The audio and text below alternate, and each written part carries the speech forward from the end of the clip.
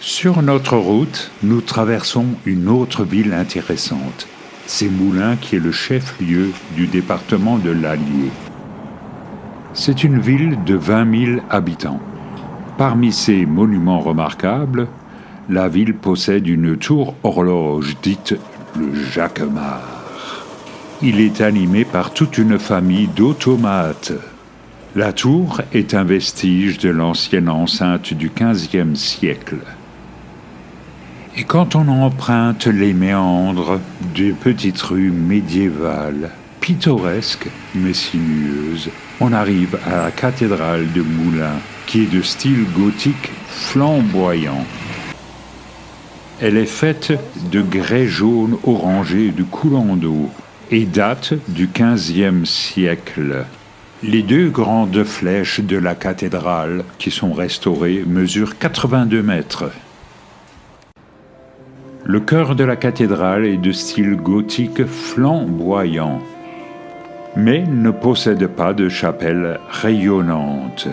La nef possède 5 travées.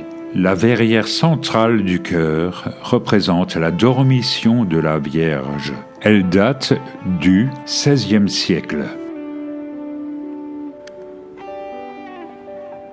Mais le trésor de la cathédrale, c'est sans aucun doute le célèbre triptyque de la Vierge en gloire. Il est attribué au maître de Moulins. Nous l'admirons même s'il s'agit ici d'un fac-similé. L'original est en cours de restauration. Voici le vitrail de Sainte Catherine.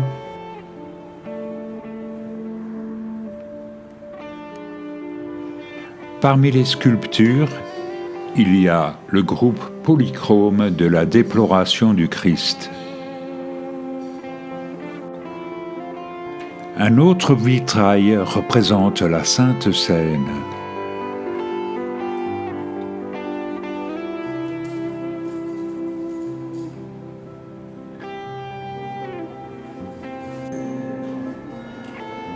Godefroy de Bouillon.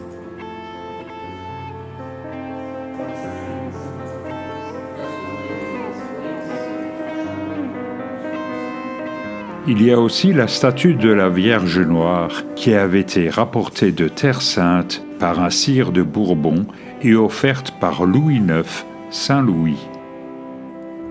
Et comme je le subodorais, certains ajouts, tels les gargouilles, ont été réalisés sous l'influence d'Eugène Viollet-le-Duc.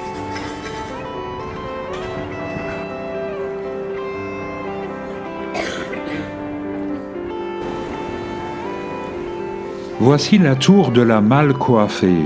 C'est le vestige de l'ancien château médiéval des ducs de Bourbon. Durant la Deuxième Guerre mondiale, elle fut une prison allemande et des milliers de juifs et de résistants y furent détenus.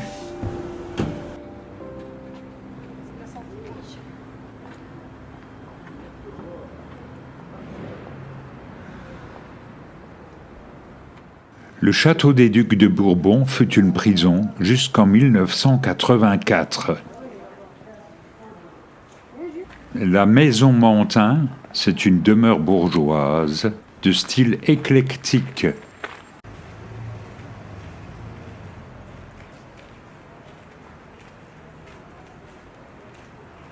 Nous passons aussi devant le musée Anne de Beaujeu, qui est un musée d'art et d'histoire.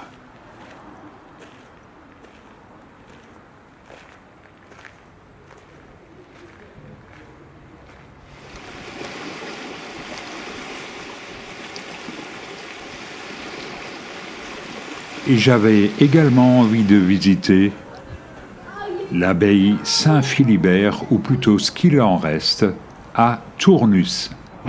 C'est un ancien monastère bénédictin. Et il faut dire que son église abbatiale est l'un des plus grands monuments romans de France. Le chœur de Saint-Philibert reprend le plan de la crypte. Et on peut y emprunter un déambulatoire orné encore de quelques mosaïques qui représentent le cancer et les Gémeaux. Ces mosaïques datent du XIIe siècle. Le transept repose sur 4 piles cruciformes. Le mur ouest de la nef supporte un orgue remarquable de 32 registres.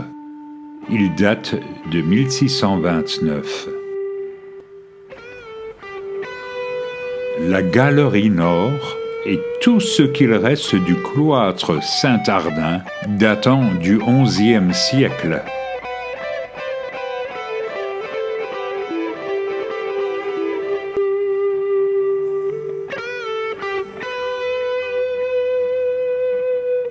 On y voit encore quelques chapiteaux de facture romano-byzantine.